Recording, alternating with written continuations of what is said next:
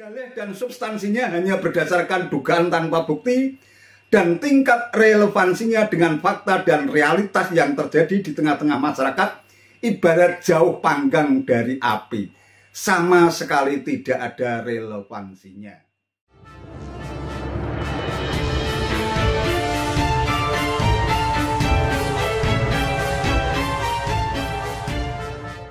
Assalamualaikum warahmatullahi wabarakatuh. Salam sejahtera untuk kita semua, salam budaya. Sahabat-sahabat tercinta sebangsa dan setanah air yang sangat saya hormati, dari laman kabartoday.co.id pada tanggal 9 Juli 2023 dikabarkan bahwa dalam upaya menyikapi berbagai persoalan bangsa yang semakin membuat rakyat kehilangan kepercayaannya terhadap Presiden Republik Indonesia Joko Widodo, Poros Pembebasan untuk Bangsa dan Negara Bergerak, petisi bersama advokat, ulama, dan tokoh nasional menyampaikan petisi yang dibacakan dan ditandatangani oleh Ketua Majelis Syuro Partai Umat Amin Rais bersama para advokat, ulama, dan tokoh nasional yang berisi mosi tidak percaya dan cabut mandat Presiden Jokowi. Berikut isinya. Sehubungan dengan masifnya dugaan pelanggaran konstitusi yang terjadi dan dilakukan oleh rezim Jokowi, termasuk tetapi tidak terbatas pada dugaan penjegalan pencapresan Anies Baswedan, pembegalan Partai Demokrat, penyalahgunaan alat negara dalam kurung polisi, jaksa, dan KPK untuk strategi pemilu dan Pilpres 2024, terbitnya Perpu Cipta Kerja, pemecatan hakim MK hingga dugaan ijazah palsu, maka kami segenap advokat, tokoh, dan ulama nasional yang tergabung dalam Poros Kebayoran menyampaikan petisi sebagai berikut. Pertama, menyayangkan sikap DPR RI yang tidak menjalankan aspirasi rakyat untuk memakzulkan Jokowi melalui aktivasi hak angket.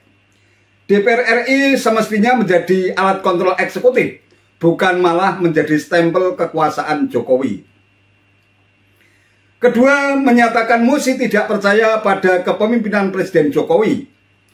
Dengan banyaknya tuntutan rakyat untuk mundur, Presiden Jokowi semestinya menaati ketentuan TAP MPR RI nomor Romawi 6/MPR/2001 tentang etika dalam kehidupan berbangsa dan bernegara, dengan menyatakan berhenti dari jabatannya sebagai Presiden Republik Indonesia.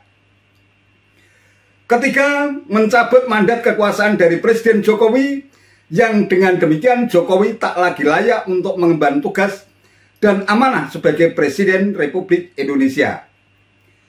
Keempat, menyerukan kepada segenap rakyat Indonesia, kepada seluruh saudara sebangsa dan setanah air untuk turut serta mencabut mandat kekuasaan Presiden Republik Indonesia dari Jokowi.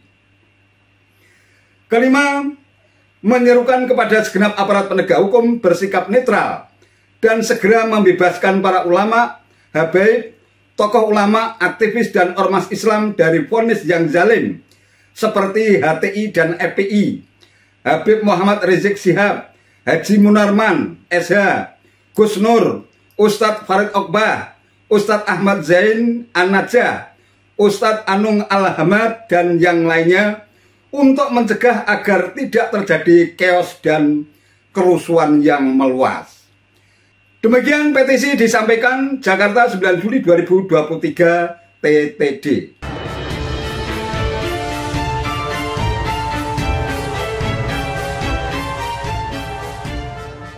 Sahabat-sahabat tercinta sebangsa dan setanah air yang sangat saya hormati, selain Amin Rais, ada 32 tokoh lain yang turut menandatangani petisi tersebut. Gerakan Amin Rais tampaknya semakin liar dan ugal-ugalan.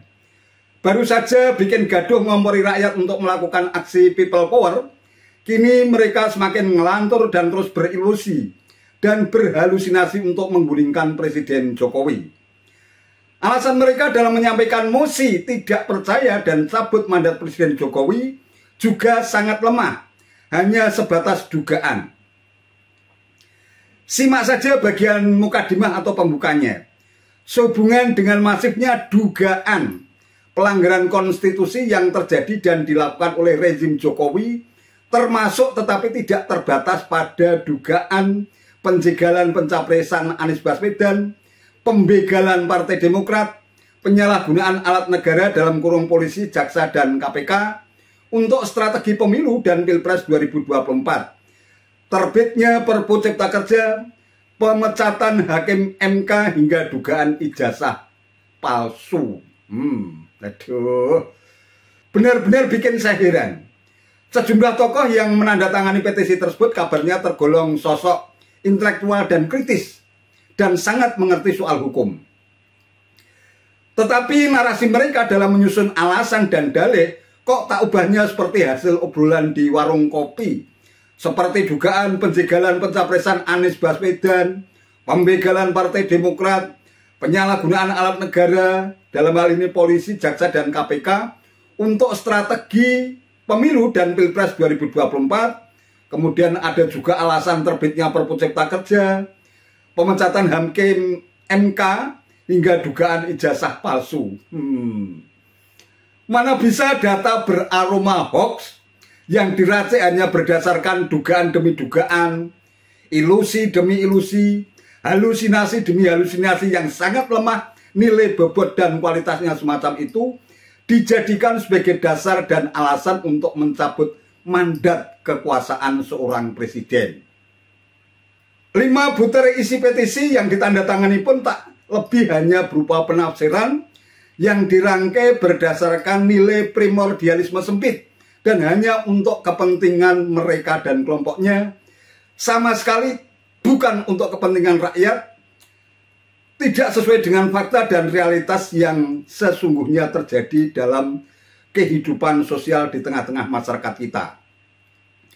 Pertama, menggunakan rujukan dari pernyataan ex-Wakil Menteri Hukum dan HAM Denny Indrayana yang meminta DPR untuk menggunakan hak angket guna memakzulkan Presiden Jokowi. Alasan kedua ini malah lebih kacau lagi.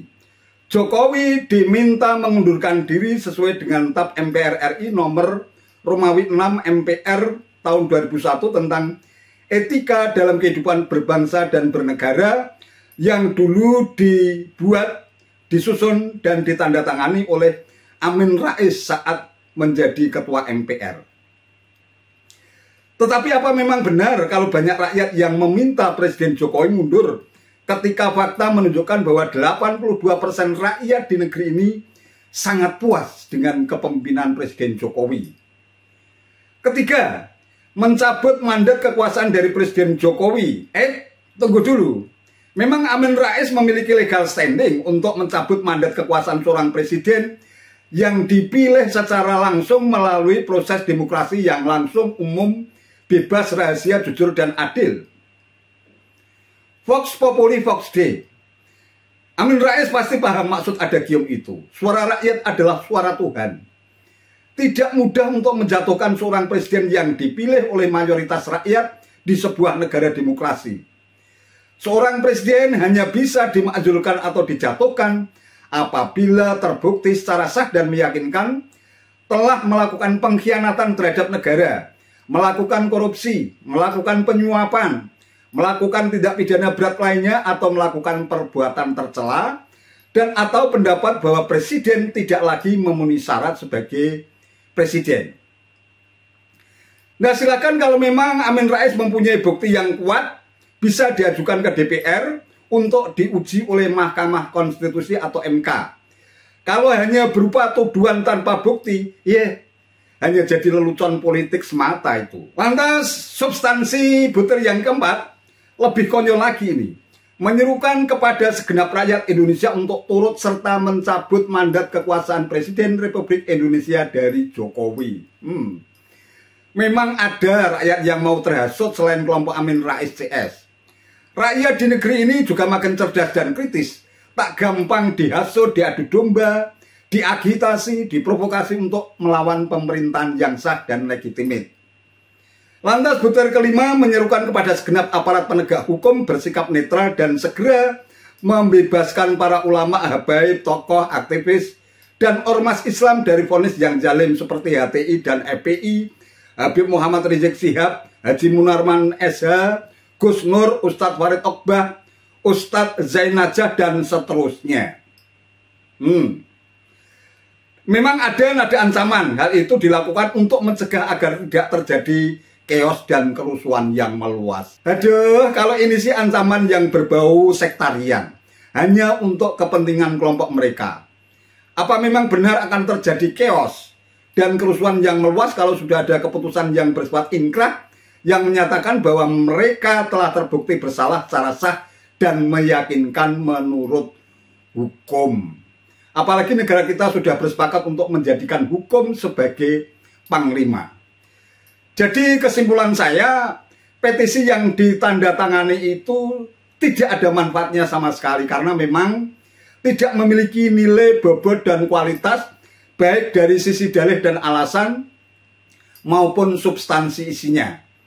Dalih dan substansinya hanya berdasarkan dugaan tanpa bukti dan tingkat relevansinya dengan fakta dan realitas yang terjadi di tengah-tengah masyarakat ibarat jauh panggang dari api.